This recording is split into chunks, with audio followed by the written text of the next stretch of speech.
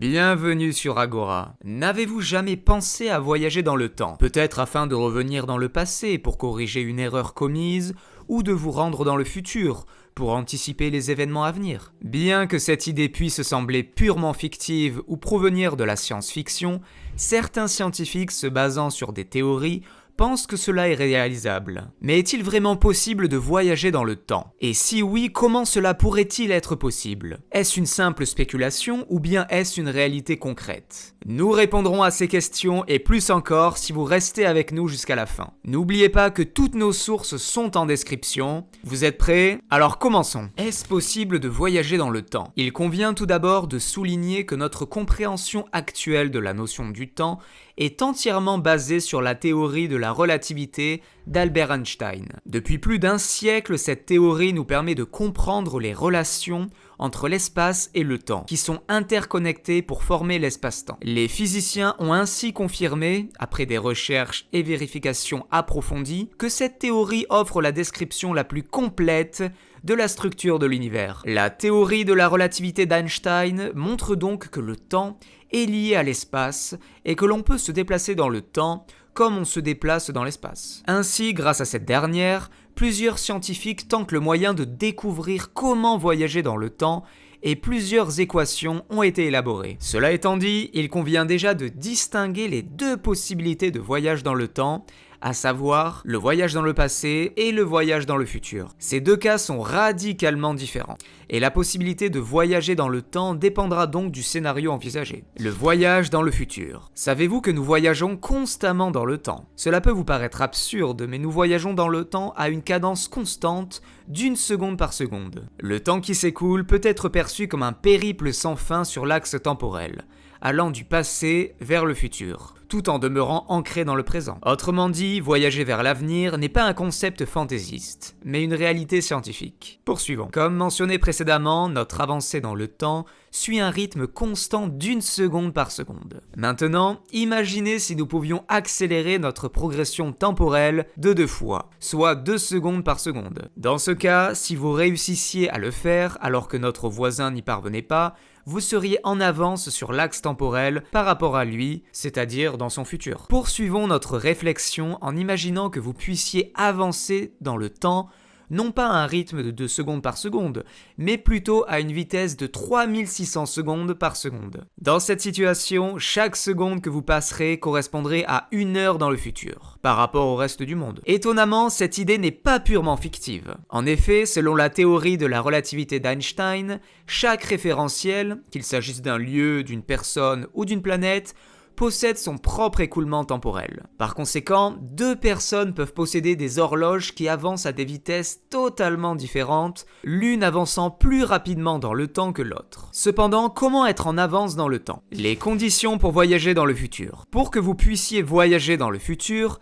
afin que votre horloge soit en avance sur le reste du monde, vous avez 2 possibilités. La première serait de se déplacer à une vitesse très importante par rapport au reste du monde. La seconde serait de se rapprocher d'un intense champ gravitationnel tel qu'un trou noir supermassif. Ainsi, la combinaison entre une vitesse de déplacement relative au reste du monde et la soumission à un champ gravitationnel peut modifier l'écoulement du temps. En d'autres termes, si un individu voyage à une très grande vitesse à bord d'un vaisseau spatial, il est possible que plusieurs années se soient écoulées sur Terre, ce dernier n'ayant pourtant effectué qu'1 an de voyage. Ainsi, lorsqu'il sera de retour sur Terre, les gens le verront comme une personne jeune du passé. Autrement dit, il aura voyagé dans le futur. Il en va de même si vous vous rapprochez d'un champ gravitationnel intense. Si vous passez quelques minutes près d'un trou noir, plusieurs années peuvent s'écouler en dehors de la zone où la gravité est plus faible. Ce phénomène est illustré dans le film Interstellar, où les personnages principaux passent 1 heure près d'un trou noir et constatent que leurs proches restés sur Terre ont vieilli de 7 ans. Cela dit, avons-nous la possibilité de voyager à très grande vitesse ou de nous rapprocher d'un trou noir? Voyager dans le futur de manière significative. En se basant sur les conditions vues précédemment, nous pouvons donc dire que le voyage dans le futur est bel et bien possible. Mais avons-nous la capacité de le réaliser? Voyager dans le futur de manière significative, comme dans les films de science-fiction, reste totalement irréalisable, voire impossible, en tout cas pas pour l'instant. Premièrement, il faudrait déjà confectionner un vaisseau spatial pouvant atteindre des vitesses colossales idéalement la vitesse de la lumière. Tenez par exemple, si vous voyagez pendant 10 ans à bord d'un vaisseau spatial capable de se propulser à la vitesse de la lumière, c'est-à-dire à environ 300 000 km par seconde. Il se serait écoulé 323 ans à votre retour sur Terre. Le véritable problème est que nous ne possédons pas encore la technologie nécessaire pour confectionner un vaisseau spatial d'une telle envergure. Actuellement, l'objet spatial le plus rapide jamais créé par l'homme reste la sonde Parker, confectionnée par la NASA pour étudier la couronne solaire. Elle a récemment battu un record en frôlant le Soleil à une vitesse de 140 km par seconde, ce qui ne représente même pas 1% de la vitesse de la lumière. Quant à la deuxième possibilité de voyage dans le futur,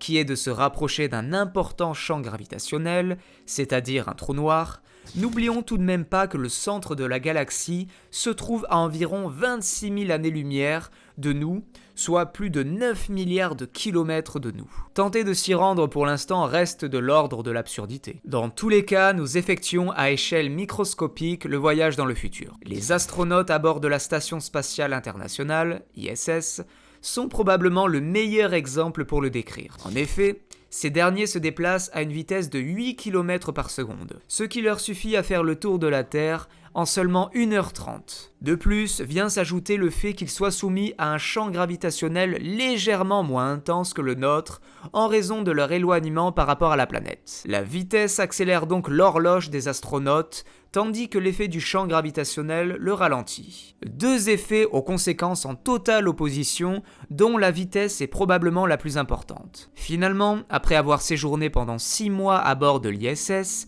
un astronaute aura vécu 5 millisecondes de moins que nous, ce qui signifie en quelque sorte qu'il aura voyagé dans notre futur. Tenez par exemple, l'astronaute Scott Kelly qui est né après son frère jumeau et collègue astronaute Mark Kelly. En effet, Scott Kelly a passé 520 jours en orbite, tandis que Mark a passé 54 jours dans l'espace. En raison de la différence de vitesse à laquelle ils ont vécu, Scott a effectivement ralenti son horloge biologique par rapport à celle de son frère, créant ainsi un écart d'âge entre les deux hommes. Lors d'une table ronde, le 12 juillet 2020, Mark Kelly a déclaré « Alors que je n'avais que 6 minutes de plus, j'ai maintenant 6 minutes et 5 millisecondes de plus. Maintenant, je lui ai mis ça sur la tête. » En conclusion, voyager dans le futur est possible, et nous le faisons déjà seulement à une échelle très microscopique. Cependant, un voyage dans le futur réellement plus significatif n'est pas de notre ressort compte tenu de la technologie que nous disposons. Qu'en est-il du voyage dans le passé ? Le voyage dans le passé. Imaginez un monde où voyager dans le passé serait possible.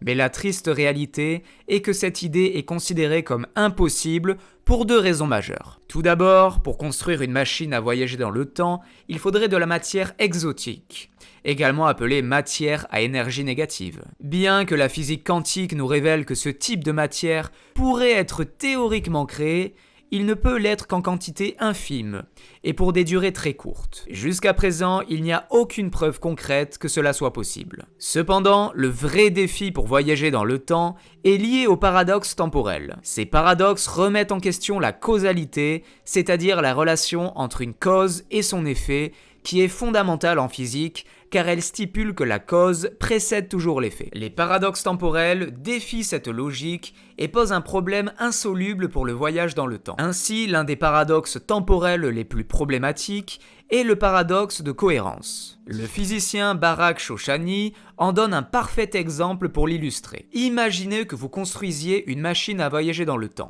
et remontez ainsi 5 minutes en arrière. Puis, vous détruisez cette machine. Mais comment l'avez-vous détruite 5 minutes avant de la construire ? Comment avez-vous pu l'utiliser 5 minutes plus tard ? Et surtout, si vous ne pouvez pas l'utiliser 5 minutes plus tard, alors c'est que vous ne pouvez pas remonter le temps et la détruire. En d'autres termes, la machine est détruite si et seulement si elle n'est pas détruite. C'est effectivement un scénario totalement paradoxal. Le paradoxe du grand-père est également un exemple marquant du paradoxe de cohérence. Ce paradoxe est étudié par les cinéastes, mais aussi par des physiciens et des philosophes. Ainsi, le véritable paradoxe dans le paradoxe du grand-père intervient lorsqu'un individu voyage dans le temps et qu'il se retrouve dans un scénario contradictoire dans lequel les effets précèdent la cause. Par exemple, si vous voyagez dans le passé et que vous tuez votre grand-père avant que ce dernier ait des enfants. L'un de vos parents n'est jamais né, par conséquent vous n'êtes jamais né non plus. Seulement si vous n'êtes jamais né, vous ne pouvez pas voyager dans le temps et tuer votre grand-père en premier lieu. C'est donc paradoxal. Bien entendu, le paradoxe du grand-père s'applique à d'autres situations hypothétiques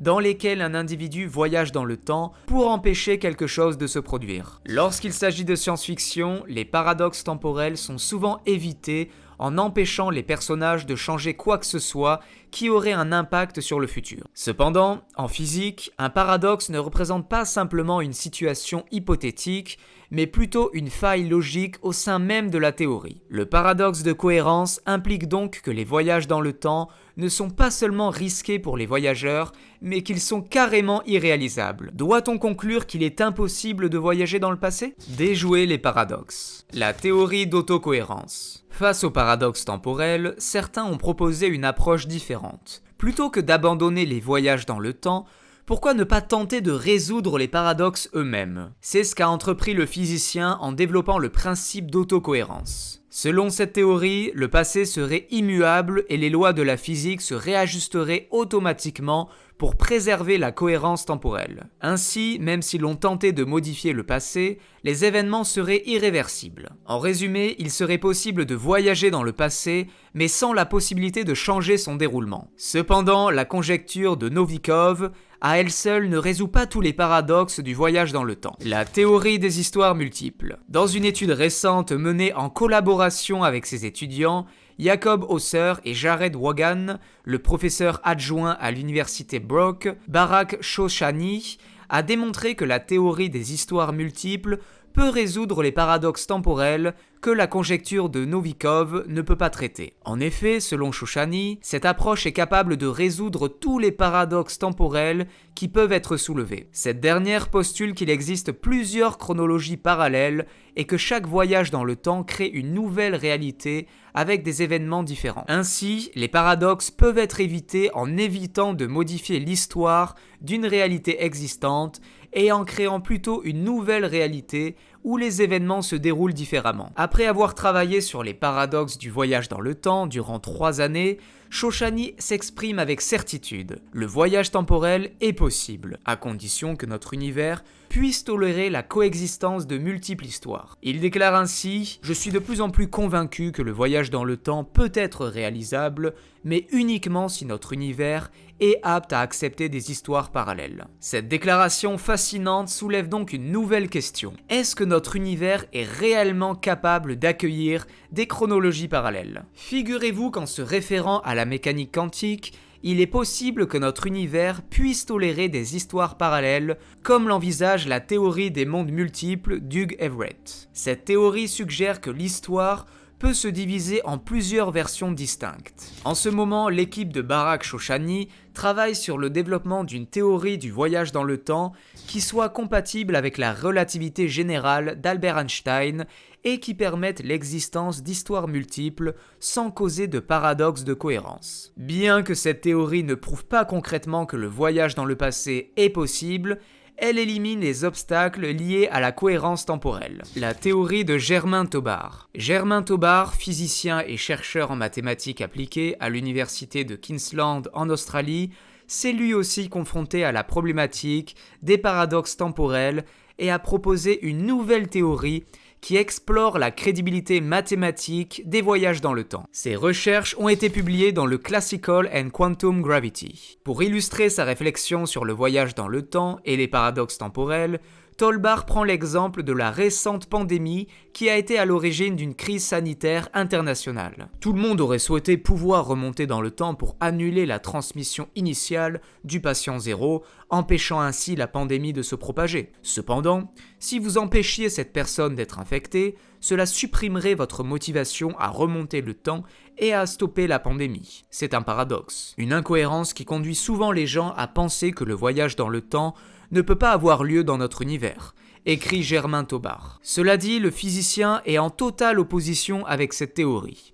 En effet, le modèle mathématique qu'il présente montre qu'une forme d'harmonie des événements empêcherait tout simplement de modifier réellement le cours des choses. Selon ce dernier, si vous voyagez dans le temps et tentez de changer le passé, les événements se réajusteront automatiquement pour vous empêcher de modifier le futur. C'est comme si l'univers avait sa propre intelligence pour maintenir l'harmonie temporelle. Pour illustrer cela, le physicien revient sur l'exemple de la pandémie. Même si vous essayez d'empêcher le patient zéro d'être infecté, le virus trouvera un autre chemin pour se propager. Le cours des choses se rééquilibrera autour de vous pour garantir que la pandémie se produise, motivant ainsi votre jeune moi à revenir dans le futur pour l'arrêter, explique Tobar. En d'autres termes, l'univers semble avoir un plan et il n'y a pas de paradoxe temporel possible. Étonnamment, ce modèle est cohérent avec une expérience de physique récente montrant théoriquement que, dans le monde quantique spécifiquement, un changement dans le passé ne peut pas déclencher d'effet papillon. Tout ceci révèle évidemment du domaine de la physique théorique,